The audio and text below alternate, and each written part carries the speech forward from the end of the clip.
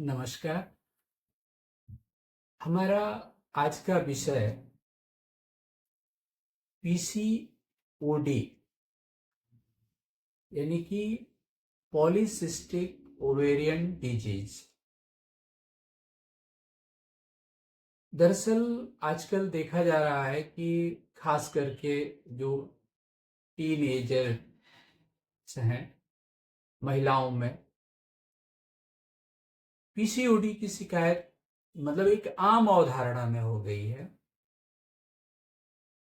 तो हमारा आज का विषय पीसीओडी पे है और इस विषय को हम आज सरल भाषा में अच्छे से इसको विस्तार देने का प्रयास करेंगे, जिससे कि आम जनमानस भी इसे आसानी से समझ सके कि पीसीओडी क्या है, इसकी क्या क्या कॉम्प्लिकेशंस हैं और जीवन पर इसका क्या प्रभाव पड़ता है। डॉक्टर श्रेया। तो सर, हम सबसे पहले जानेंगे कि पीसीओडी होता क्या है और इसको हम कैसे समझेंगे। तो सर, आप इस पे बताएं। देखिए, पीसीओडी बेसिकली एक प्रकार का हार्मोनल डिजीज है। खास करके जब हार्मोनल डिसऑर्डर्स होते हैं, विशेषकर इसमें जो देखने को मिलता है कि जो लुटिनाइजिंग हार्मोन है, इस हार्मोन का स्राव बहुत एक्सेस अमाउंट में होने लगता है और वो होते चला जाता है, जिससे कि फॉलिकुलर स्टिमुलेटिंग जो हार्मोन है उसका जो इनहिबिटिंग एफएसएच इनहिबिटिंग जो प्रक्रिया है वो बाधित हो जाती है। और उस कारण से क्या होता है कि जो फॉलिकुलर स्टिमुलेटिंग हार्मोन है उसका स्राव होते चला जाता है और इससे जो फॉलिकल है, ग्रेफियन फॉलिकल्स ओवरी के अंदर, उसकी थिकनेस बढ़ती चली जाती है एक तरफ। दूसरी तरफ क्या होता है, जो इंडोमेट्रियल वॉल है यूट्रस का, वो भी थिक होते चला जाता है और परिणाम ये होता है कि यहाँ पे जो मेंस्ट्रुअल साइकिल है वो साइकिल ही बाधित हो जाती है। यानी कि जो साइकिल एक लूनर मंथ यानी 28 डेज की साइकिल होती है, देखने को ये मिलता है कि वो साइकिल 2 महीने, 3 महीने, 4 महीने, कुछ तो ऐसी ऐसी महिलाएं आती हैं कि जो 6 माह तक उनका पीरियड आता ही नहीं है। तो ये एक सबसे बड़ा कारण और ये सबसे बड़ी चीज होती है। जी सर। सर, हम ये भी जानना चाहेंगे कि जीवन शैली जो है वो पीसीओडी से उसका क्या संबंध है आज की जीवन शैली से, और इससे कैसे बचाव किया जा सकता है। देखिए, आजकल जो खास करके छोटे बच्चियों में जो जिनको समाज का, भोजन का, स्वास्थ्य का, इन सब चीजों का कोई बहुत ज्ञान नहीं होता है और ऐसे भी कहते हैं कि बच्चियां थोड़ी चटोर होती हैं, यानी कि चटपटी चीजों पे उनका विशेष ध्यान जाता है। तो खास करके वो बच्चियां जो packaged food, fast food, market की चीजें ज्यादा पसंद करती हैं, तीखा भोजन ज्यादा पसंद करती हैं, ऐसे में सबसे पहला जो डिस्टरबेंस आता है वो हार्मोन का ही आता है और हार्मोनल जो वेरिएशंस आते हैं। और अभी हम जिक्र भी कर रहे थे क्योंकि ये इसका पीरियड भी वही होता है, मिनॉर्की टू मिनोपॉज इन बिटवीन, यानी रिप्रोडक्टिव लाइफ में ही ये रोग अपने प्रभाव में रहता है। तो खास करके अगर जीवन शैली नहीं बदलेंगे, एक और बात होती है, देर से सोना, देर से उठना, देर से भोजन करना, लेट नाइट भोजन में कुछ इस तरह की चीजें और चटपटी चीजें, स्पाइसी चीजें, खट्टी चीजें, इनका सेवन करना, ये सब इसके कारण में है और जीवन शैली में सुधार तो लाना ही पड़ेगा। सर, पीसीओडी का कारण क्या है, मतलब ये क्यों होता है और इसका कारण क्या है, तो सब ये आप समझें। देखिए, सबसे बड़ी बात जो पीसीओडी के मूल मतलब जो कॉजेज हैं उसमें एक्सेस इंसुलिन का बनना,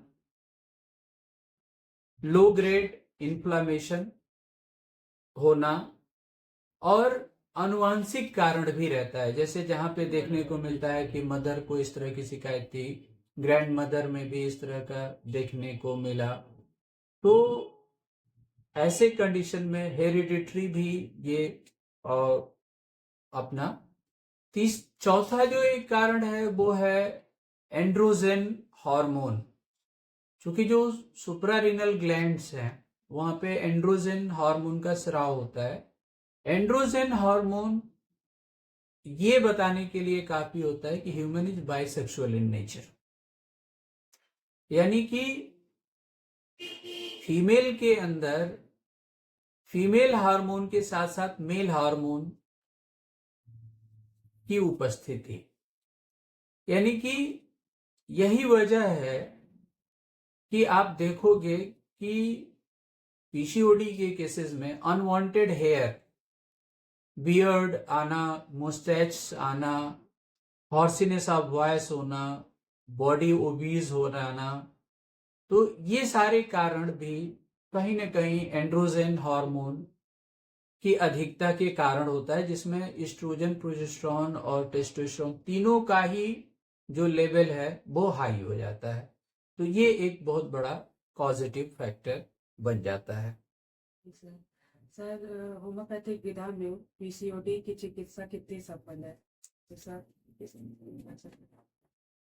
और सबसे पहले हम पीसीओडी के बारे में जैसे होम्योपैथिक ट्रीटमेंट के बारे में बताएं और वहां पे विस्तार दें, उसके साथ थोड़ी सी चीज हम यहाँ पे और जोड़ लेना चाहते हैं। जैसे पीसीओडी की वजह से कॉम्प्लिकेशंस क्या आते हैं।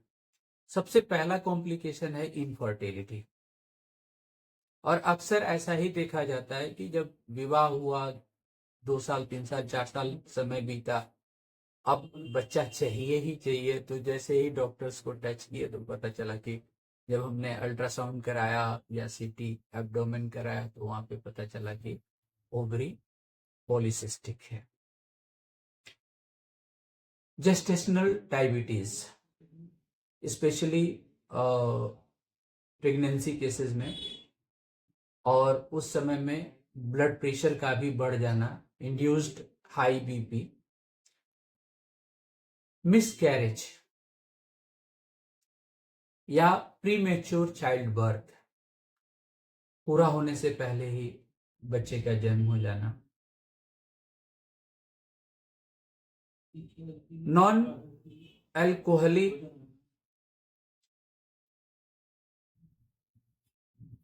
स्टेप्टोहेपेटाइटिस जो देखने को मिलता है। जैसे हेपेटाइटिस के भी केसेस देखने को मिलते हैं और वो जनरली अल्कोहलिक कॉज से होता है, लेकिन यहाँ पे अल्कोहल का कोई ट्रेस नहीं है। इसके बाद से मेटाबॉलिक सिंड्रोम्स हैं, इसमें बीपी बढ़ जाना, शुगर का बढ़ जाना, एबनॉर्मल कोलेस्ट्रॉल का हो जाना, ओबिसिटी ग्रो कर जाना, इस तरह की चीजें, कार्डियोवैस्कुलर डिजीजेस होना, ये इसके कॉम्प्लिकेशंस में भी है। टाइप 2 डायबिटीज का होना, स्लीप एपनिया, इसके बाद से डिप्रेशन, एंजाइटी, ईटिंग डिसऑर्डर्स, खाने पीने की गड़बड़ी, भूख न लगना या इस तरह की चीजें, एबनॉर्मल यूट्राइन ब्लीडिंग या डिसफंक्शनल यूट्राइन ब्लीडिंग भी हम बोलते हैं, डीयूबी, फिर इंडोमेट्रियल कैंसर। ये सारी चीजें कहीं न कहीं, और खास करके ओबिसिटी, पीसीओडी के साथ एक एसोसिएशन में रहता ही रहता है। तो इस तरह से ये हार्मोनल इम्वेरिएशन की वजह से इतने सारे कॉम्प्लिकेशंस खास करके पीसीओडी केस में देखने को मिल जाता है। अब रही बात होम्योपैथिक ट्रीटमेंट की। होम्योपैथिक ट्रीटमेंट में सबसे पहले हम बताना चाहेंगे कि homeopathy treat the patient not the disease. अब ऐसे कंडीशन में जब हम as a whole totality of symptom पे जाते हैं और पूरा पेशेंट को प्रॉपर डायग्नोज करते हैं और सारी डायग्नोसिस बनाने के बाद हमारा प्रयास ये होता है कि हम कॉन्स्टिट्यूशनली दवा का चयन करें और उन दवाओं को हम देखें। ऐसे में एक एक मेडिसिन का डिस्क्रिप्शन करना नहीं होगा यहाँ पे। ऐसे में जो हम केवल ये बताना चाहते हैं कि कौन कौन सी इम्पोर्टेंट होम्योपैथिक दवाएं हैं जो पीसीओडी केसेस में सक्सेसफुली अपना वर्क करती हैं। उसमें खास करके एपिस मेलिफिका है, कैलकेरिया कार्ब है, सीपिया है, पल्सेटिला है, नेट्रम्यूर है, ग्रेफाइटिस है, लैकेसिस है, पोनियम है, कैलकेरिया फ्लोर है।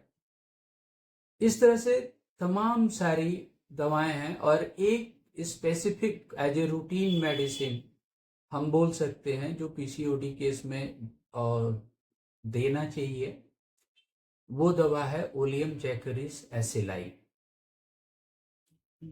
तो ये एक स्पेसिफिक दवा है जो एंडोक्राइन सिक्रीशंस को रेगुलेट करने का काम करती है। तो ऐसे में हम बड़े कॉन्फिडेंस से, बीइंग ए होम्योपैथ, हम कॉन्फिडेंस से कह सकते हैं कि होम्योपैथिक चिकित्सा विधा पीसीओडी के केस को शॉर्ट आउट करने के लिए बहुत ही मुफीद और परफेक्ट सिस्टम ऑफ ट्रीटमेंट है और आप होम्योपैथी पे भरोसा कर सकते हैं। सर हम ये भी जानना चाहेंगे कि होम्योपैथ मतलब इसका मैनेजमेंट क्या है पीसीओडी का? कि सबसे पहले मैनेजमेंट में आपको ये लगा कि इनहेरिटेड है, हार्मोनल डिसऑर्डर है, ओबेसिटी है, डायबिटिक कंडीशंस हैं, हार्ट की कंडीशंस डेवलप हो रहे हैं, यानी कि घबराहट, उलझन, बेचैनी रहती है। ऐसे में मैनेजमेंट में जो सबसे बड़ा पक्ष है वह पक्ष है कि सबसे पहले to avoid the all fast food. जितना भी फास्ट फूड है उसको अवॉइड करिए। दूसरा, जो स्टिमुलेंट्स हैं जैसे खटाई या अचार है, केमिकल प्रोडक्ट्स हैं, तो ये चीजों को आप अवॉइड करिए। अपनी लाइफ स्टाइल में चेंजेस लाइए, समय से सोना, समय से उठना, और संभव हो तो योग और मेडिटेशन का अभ्यास जरूर करें, ओम चैंटिंग करें। ये आपके लिए बहुत ही हेल्पफुल होगा, जो बीपी और शुगर दोनों ही कंट्रोल करने में सहायक की भूमिका निभा सकता है। जी सर। सर मेरा आखिरी क्वेश्चन ये है कि आज के वर्तमान परिदृश्य को देखते हुए जो किशोरावस्था में जो बच्चियां प्रवेश कर रही हैं, तो उनके लिए आप क्या संदेश देना चाहते हैं? तो सर इसके बाद उनके लिए एक सीधा सा संदेश है, सत्य सनातन की परंपराओं का निर्वहन करें, उत्तम जीवन शैली अपनाएं, उत्तम आहार, उत्तम विहार और उत्तम विचार हमेशा मन में रखें, और माता पिता की जो भी आदेश हैं उनका पालन करें। ये उनको स्वस्थ और उत्तम रखने में बहुत ही सहायक होगी। यह बातें कुछ अटपटी लग सकती हैं, लेकिन सत्य यही है कि आपको सत्य सनातन परंपरा की ओर अग्रसर होकर के ही, क्योंकि स्वस्थ मन के द्वारा ही स्वस्थ तन को पाया जा सकता है, और स्वस्थ मन पाने के लिए स्वस्थ आचरण, स्वस्थ भोजन और स्वस्थ विहार होना चाहिए। इसके बारे में हमारी एक ऑलरेडी पहले से वीडियो डली पड़ी है, जिसमें उत्तम जीवन शैली, उत्तम आहार, उत्तम विहार और उत्तम विचार पे एक अच्छा सा विस्तार से विस्तृत वीडियो बनाया हुआ है। उसे देखेंगे तो आपको शायद बहुत हेल्प मिलेगी। तो आज का मेरा यही संदेश है। उम्मीद है आपको ये वीडियो बहुत पसंद आएगा। सर ने जो कि पीसीओडी जो कि बहुत कॉमन कॉज है, उस पे बहुत अच्छे से बताया है और कैसे बचाव करना है उसके बारे में भी। तो सर उसके लिए बहुत बहुत धन्यवाद। बहुत बहुत धन्यवाद आपको भी।